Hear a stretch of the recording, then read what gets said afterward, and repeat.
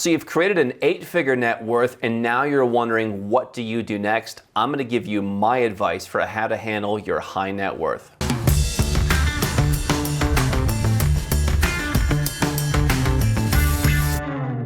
Hi, I'm Andrew Henderson. This is Nomad Capitalist, where we help 7- and 8-figure entrepreneurs and investors legally go where you're treated best.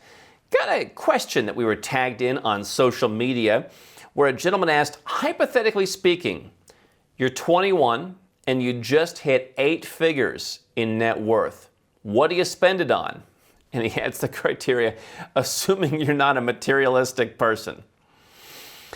And there's a fan of ours who commented and tagged us in this. I'm going to come back to his answer in a moment. But the first thing, whether you're 21, whether you're 41, however old you may be, I came across an old saying recently, I think it was from Alexander the Great, in a book that I'm reading, saying that expansion without defense is useless. And to me, this stands out for someone who is just getting into the 8-figure arena, because what I've said before is, certainly someone, especially if you're 21 and you've accumulated this wealth very quickly, you're probably going to have, number one, some misguided notions on people's perceptions.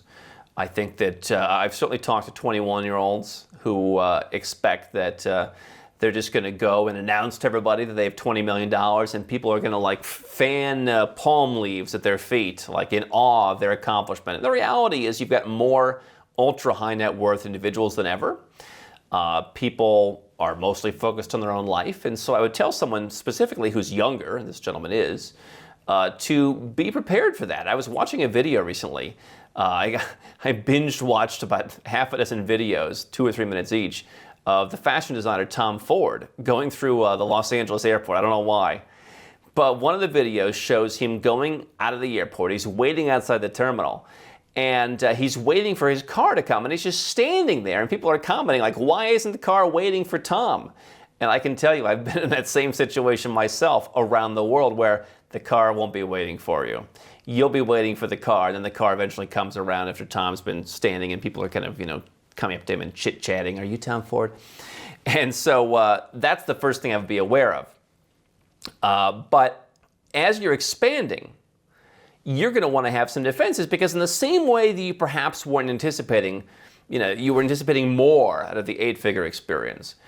I think that there are going to be threats that are going to come up. One thing I've talked about is how I will call various lawyers to ask them some of the stupidest questions, because unlike many people, I have something to lose if I make a mistake. And that's the kind of mindset you've got to put yourself in. And so in the same context, expansion without defense is useless. I would go out and I would overpay for protection. And of course, as the Nomad Capitalist, our game is international diversification.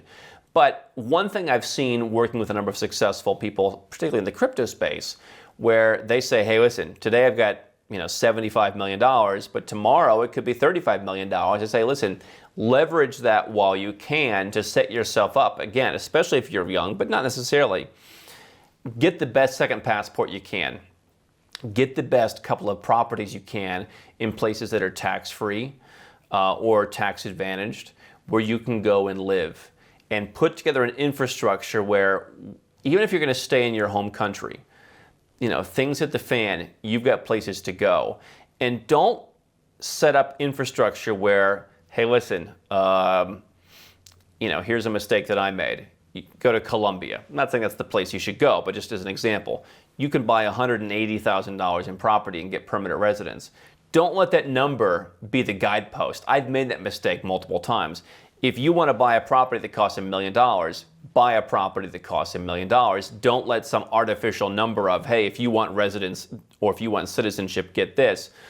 Don't let that push you to buy something that maybe isn't as good enough, because as we see the world progress and people with 8-figure net worths are increasingly going to be targeted in countries like the United States, where this person is asking the question from, you're going to want to go somewhere, and I'm not saying Colombia is the answer, but you're going to want to go somewhere where they're going to leave you alone on a financial level, on a freedom level, and hopefully where the lifestyle is better.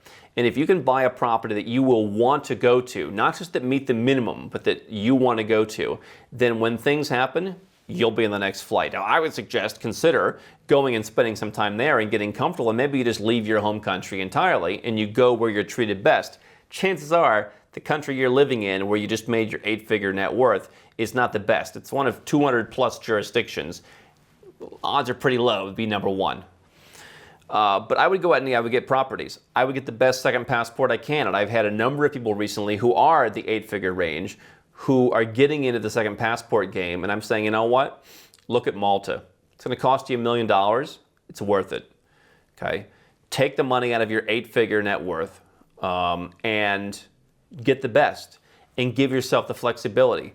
And that way, as an EU citizen, if you want to go and live in Germany, if you want to live in Czech, if you want to live in Estonia, if you want to live in places that may be harder to immigrate to on their own, you can do that as an EU citizen.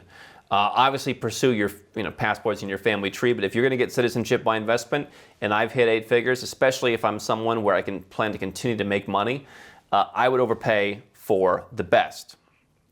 And so have multiple second citizenships, have residences, potentially have a home there. One thing I would also do is look at a bug out spot. I've talked about southern Ecuador as an example. There could be other places to bug out to. Where are you going to go if something goes wrong? Preferably away from an urban area.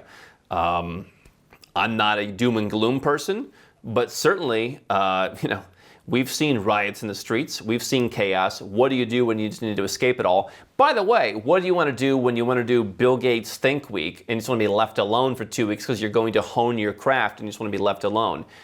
Go and do that on a property perhaps that you could bug out to. And then I would give some thought to, what do I want out of life and plan accordingly. I think that, again, when you are growing wealth, especially at a fast level and especially at a young age, you want to be aware of where you're going. Don't, have a plan for how much am I going to make next year? How much am I going to make the year after that? Are my goals to own a jet? Are my goals to own a yacht? Now, you said you don't want to be materialistic, so perhaps not. Am I going to be doing charitable donations? Like, how am I planning this out to where, again, I can make the right decisions now to where if I spend $1 million in a passport, I don't regret it later, right? But, for me, the perspective is, look at the list of the best restaurants, for example. I would call experiences different than materialistic stuff. Most of them aren't where you live. And so why limit yourself with your dating, with your finances, with your opportunities, with your fun? I would turn it into an adventure, and I would go and I would start exploring different places. And I would do that knowing that, unlike many people who start, I can go and have the best of the best from day one. I can have the best experiences. I can be taken care of. And I'm going to start to diversify myself internationally and gain an international perspective, because the world is different, right? You look at the fastest growing groups of ultra high net worth individuals, they're coming from Asia.